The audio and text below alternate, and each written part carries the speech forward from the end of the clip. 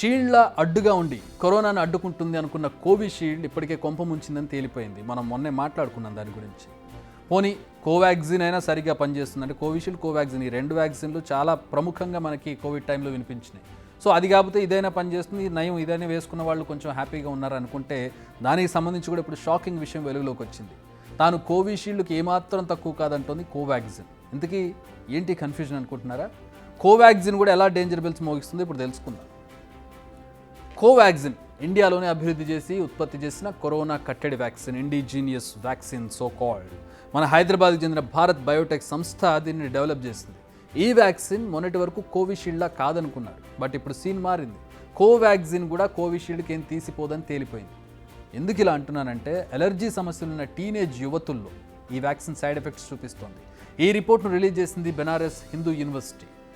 Springer లింగ్ అనే జర్నల్లో ఈ వివరాలను పొందుపరిచింది. మొత్తం 635 మంది టీనేజర్లు, 291 మంది పెద్దలు, ఇలా వివిధ గ్రూపులకు చెందిన 1024 మందిపై ఈ స్టడీ నిర్వహించారు. 1 ఇయర్ నుంచి దీనిపై స్టడీ చేస్తూనే ఉన్నారు. వీరిలో 47.9% అంటే 304 మంది టీనేజర్స్లో, 42.6% అంటే 124 మంది పెద్దల్లో అప్పర్ రెస్పిరేటరీ ట్రాక్ట్ ఇన్ఫెక్షన్ అంటే అప్పర్ రెస్పిరేటరీ అంటే ఊపిరితిత్తులకు పై భాగంలో ఉండేటటువంటి శ్వాసకోశ సమస్య ఎదుర్కొంటున్నట్టుగా తేలింది. ఈ స్టడీలోకి కాస్త డీప్గా వెళితే 10.5% మందికి స్కిన్ అలర్జీలు, 10.2% మందికి ఇతర సమస్యలు, 4.7% మందికి నాడీ సంబంధ న్యూరల్ సమస్యలు, 5.8% మందికి కండరాల సంబంధిత సమస్యలు, ఇలా ఉన్నాయి రీసెర్చ్ డీటెయిల్స్. ఇలాంటి సమస్యలు చాలా రేర్గా వస్తాయని రీసెర్చ్ టీం చెబుతున్నమాట. అయితే ఇవి వ్యాక్సిన్ల కారణంగా వచ్చే అవకాశం ఉందని చెబుతున్నారు. ఇవే కాదు, ఎనాలిలాక్సిస్, మయోకార్డిటిక్ థ్రోంబోసిస్ వంటివి కూడా కనిపిస్తాయి. సింపుల్గా చెప్పాలంటే రక్తం గడ్డగట్టడం, ప్లేట్లెట్స్ పడిపోవడం, వీటి వల్ల స్ట్రోక్, గులియన్ బ్యారెస్ సిండ్రోమ్ వంటివి కూడా కనిపిస్తాయి. ఈ ప్రాబ్లమ్స్ అన్నీ మహిళల్లోనే ఎక్కువ కనిపించడం ఇక్కడ కాస్త షాకింగ్గా ఉంది. సో మొత్తానికి కోవిషీల్డ్ అయినా కోవాక్సిన్ అయినా సైడ్ ఎఫెక్ట్స్ అయితే కామన్ అని తేలిపోయింది. అయితే ఇవి అందరిలో కనిపిస్తాయా? ఈ క్వశ్చన్కి ఆన్సర్ నో. అందరిలో ఈ సమస్యలు ఉండవు. ఐ రిపీట్, అందరిలో ఈ సమస్యలు ఉండవు. చాలా అంటే చాలా తక్కువ మందికి మాత్రమే ఎఫెక్ట్స్ కనిపిస్తాయి. సో వ్యాక్సిన్ తీసుకున్న మీరైనా నేనైనా ఎక్కువ కంగారు పడాల్సిన అవసరం లేదు. కానీ ఎక్కడో ఒక విషయం గుర్తు చేసుకోవాలి. అదేంటంటే కొన్ని రోజుల క్రితం ఆస్ట్రాజెనికా రిలీజ్ చేసిన కోవిషీల్డ్ వ్యాక్సిన్ బండారం బయటపడింది. చాలా అరుదుగా ఈ వ్యాక్సిన్కు సైడ్ ఎఫెక్ట్స్ వస్తాయని బ్రిటన్ కోర్టుకు తెలిపింది స్వయంగా ఆ కంపెనీ ఆస్ట్రాజెనికా.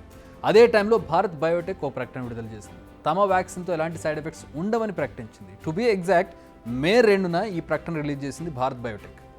అంతేకాదు, ఇప్పుడు 27,000 కంటే ఎక్కువ సబ్జెక్టులో తాము టెస్ట్ చేశామని, తమ వ్యాక్సిన్తో రక్తం గడ్డగట్టడం కానీ, థ్రోంబోసైటోపెనియా, టీటీఎస్, విఐటీటీ, పెరికార్డిటిస్, మయోకార్డిటిక్ లాంటి సైడ్ ఎఫెక్ట్స్ ఏమీ రావని, ఇది తమ ట్రాక్ రికార్డ్ అని ప్రకటించింది భారత్ బయోటెక్.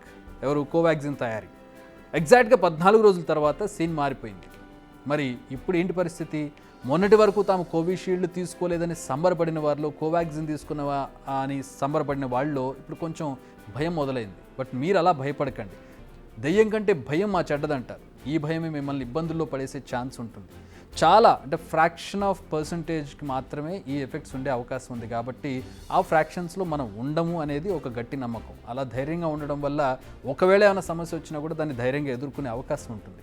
అండ్ స్టడీ నిర్వహించింది కూడా కేవలం 1000 మంది పైనే. అందులో పర్సనల్ ప్రాబ్లమ్స్ ఉన్న వాళ్ళు కూడా ఉండొచ్చు. చాలా క్రైటీరియాస్ ఉంటాయి. వాళ్ళకి వేరే సమస్యలు కూడా ఉండొచ్చు. ముందుగానే ఉన్నటువంటి శ్వాసకోశ సమస్యల వల్ల కూడా వాళ్ళు ఇబ్బందులు పడుతూ ఉండొచ్చు. దాని మీద ఇది కూడా తోడవడంతో ఇంకొంచెం ఎక్కువ ఇబ్బంది పడే అవకాశం ఉంటుంది. అంతే తప్పితే ప్రతి ఒక్కరికి ఇది వస్తుందనేది కాదు. మీలో ఏమైనా ఆరోగ్య సమస్యలు ఉంటే డాక్టర్ని కన్సల్ట్ చేయండి. అంతేగాని అనవసరంగా ఆందోళనకు గురవ్వడము, లేదంటే ఇంకా ఆ ఆందోళన మరింత అనారోగ్యానికి దారితీసే పరిస్థితులు కల్పించుకోవడం అనేది కరెక్ట్గా. కోవాక్సిన్ గురించిన మనం తీసుకున్న వాళ్ళు ప్యానిక్ అవ్వాల్సిన అవసరం ఏమీ లేదు. ఇప్పుడు కోవాక్సిన్ తీసుకున్న వాళ్ళకి సడన్గా ఇప్పుడు పక్షవాతం వస్తుందో లేకపోతే ఇంకొకటి వస్తుందో అనుకోవాల్సిన అవసరం లేదు. అలా భయపడాల్సిన అవసరం లేదు.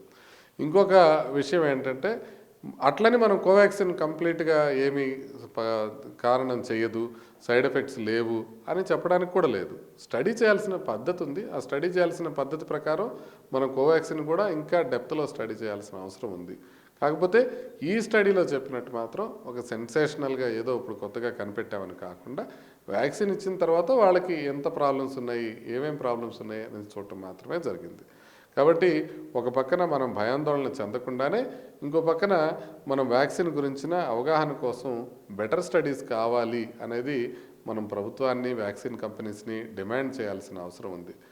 కోవాక్సిన్ కోట్లాది మంది తీసుకున్నారు. అందులో మన ప్రధాని నరేంద్ర మోదీ కూడా ఉన్నారు. ఈ విషయం మీకు గుర్తుండే ఉంటుంది. So don't worry.